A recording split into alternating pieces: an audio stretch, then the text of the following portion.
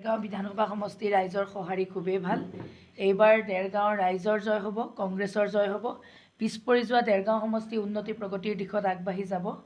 দেৰগাঁৱত এবাৰ জনতাৰ জয় হ'ব। দেখুৱাব গৈছে আপুনি বতাহ বৰষুণ নেওচি যি নিৰ্বাচনী প্ৰচাৰ সেয়া কিন্তু আপুনি তুংগত ৰাখিছে, কি ক'ব?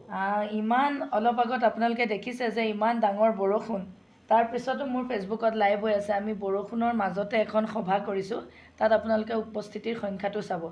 বৰষুণ বতাহকো নেওচি ৰাইজে আমাৰ আশীৰ্বাদ দিবলৈ ওলাই আহিছে, ৰাইজে আমাক সমৰ্থন দিবলৈ ওলাই আহিছে। নিশ্চিতকৈ আজিৰ গোটেই সন্ধিয়াটোত মোৰ কাৰণে তাতকৈ ডাঙৰ প্ৰাপ্তি একোৱেই নাই, কাৰণ বৰষুণত তিতি তিতি আমাক ৰাইজ আশীৰ্বাদ দিবলৈ আহিছে।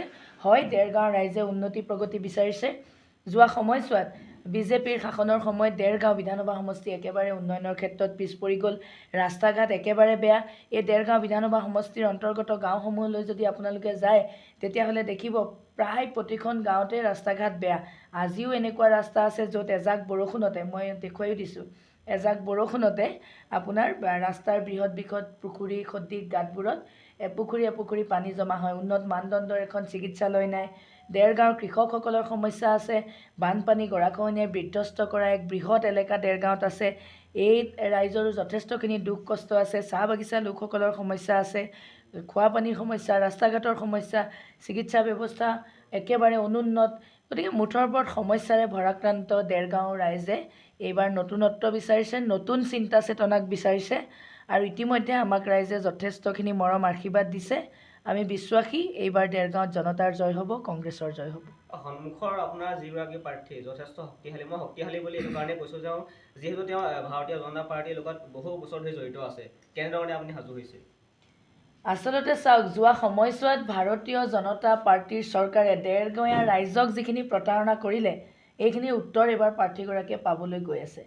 মই কৈছোঁ, এই দেৰগাঁও বিধানসভা সমষ্টি কেৱল নামহে দেৰগাঁও, ইয়াৰ কিন্তু অধিকাংশ অঞ্চলেই বিজেপিৰ শাসনত থকা ঠাইসমূহৰ পৰা আহিছে। গোলাঘাট সমষ্টিৰ পৰা 4টা পঞ্চায়ত আহিছে। গোলাঘাট সমষ্টি কোনে শাসন কৰিছিল? বিজেপিৰ মহাপ্ৰতাপী মন্ত্ৰী অজন্তা নেওগে। খুমটাই সমষ্টিৰ পৰা বহুখিনি পঞ্চায়ত আহিছে, সেয়া শাসন কৰিছিল বিজেপিৰ বিধায়ক মৃণাল শইকীয়াই। প্ৰাক্তন মুখ্যমন্ত্ৰী সৰ্বানন্দ সোণোৱালে শাসন কৰা মাজুলী সমষ্টিৰ পৰাও এটা পঞ্চায়ত আহিছে। গতিকে আপুনি যদি চাই, দেৰগাঁও বিধানসভা সমষ্টিৰ, নতুন দেৰগাঁও বিধানসভা সমষ্টিৰ অধিকাংশ অঞ্চলে বিজেপিৰ শাসনত থকা ঠাইসমূহৰ পৰা আহিছে।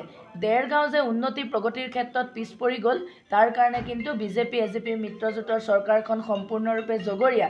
সেয়েহে ৰাইজে যি দুৰ্ভোগ ভুগিলে, যোৱা সময়ছোৱাত ৰাইজে যি কষ্ট পালে, দেৰগাঁওখন যি উন্নতি প্ৰগতিৰ ক্ষেত্ৰত পিছ পৰি গ'ল, ইয়াৰ উত্তৰ প্ৰাৰ্থীগৰাকীয়ে পাবলৈ গৈ আছে। বয়সত তেখেত মোতকৈ বহুত ডাঙৰ, গতিকে এগৰাকী জ্যেষ্ঠ হিচাপে মই তেখেতৰ পৰা আশীৰ্বাদ বিচাৰিম ব্যক্তিগতভাৱে। কিন্তু ৰাজনৈতিকভাৱে এইবাৰ দেৰগাঁৱৰ, মই যিহেতুকে দেৰগাঁৱৰ জীয়াৰী, দেৰগাঁও বিধানসভা সমষ্টিৰ অন্তৰ্গত কছাৰীহাটৰ জীয়াৰী, বৰটিং নাওশলীয়াৰ বোৱাৰী, গতিকে মই এইবাৰ দেৰগাঁৱৰ ৰাইজে আমাক আশীৰ্বাদ দিব, সমৰ্থন দিব। গৌৰৱ গগৈ ডাঙৰীয়াৰ নেতৃত্বত যি কংগ্ৰেছ দলৰ চৰকাৰ গঠন হ'বলৈ গৈ আছে, ইয়াত দেৰগাঁৱৰ ৰাইজ অংশীদাৰ হ'ব।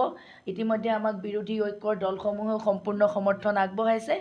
এইবাৰ আমি দেৰগাঁৱৰ উন্নতি প্ৰগতিৰ স্বাৰ্থত দেৰগাঁৱৰ ৰাইজে আমাক আশীৰ্বাদ দিব, আৰু আমি প্ৰতিশ্ৰুতিৰে নহয়, অহা সময়ত মই মোৰ নিজৰ ঠাইখনৰ প্ৰতি দায়বদ্ধতাৰে আগবাঢ়ি যাম। আপুনি কৈছে দেৰগাঁও সমষ্টিটো উন্নয়নৰ ক্ষেত্ৰত যথেষ্ট পিছপৰা, আৰু যদি এইবাৰ আপোনালোকৰ চৰকাৰখন আহে বা আপুনি এই সমষ্টিটোত জয় হয়, আপুনি ৰাইজৰ কাৰণে কি কৰণীয় বুলি? আমি প্ৰতিজন দেৰগাঁৱৰ ৰাইজে দেৰগাঁওখন যিদৰে হোৱাটো সপোন দেখে, আমি এই দেৰগাঁৱৰ ৰাইজৰ আশা আকাংক্ষা আৰু সপোনক অগ্ৰাধিকাৰ দি আমি আগবাঢ়িম। প্ৰতিজন দেৰগাঁৱৰ যুৱকৰ শক্তিক আমি লগত লৈ আগবাঢ়িম। প্ৰতিগৰাকী দেৰগাঁৱৰ মহিলাৰ সপোনক আমি লগত লৈ আগবাঢ়িম। প্ৰতিজন দেৰগাঁৱৰ জ্যেষ্ঠ ব্যক্তিৰ আশীৰ্বাদক আমি লগত লৈ আগবাঢ়িম।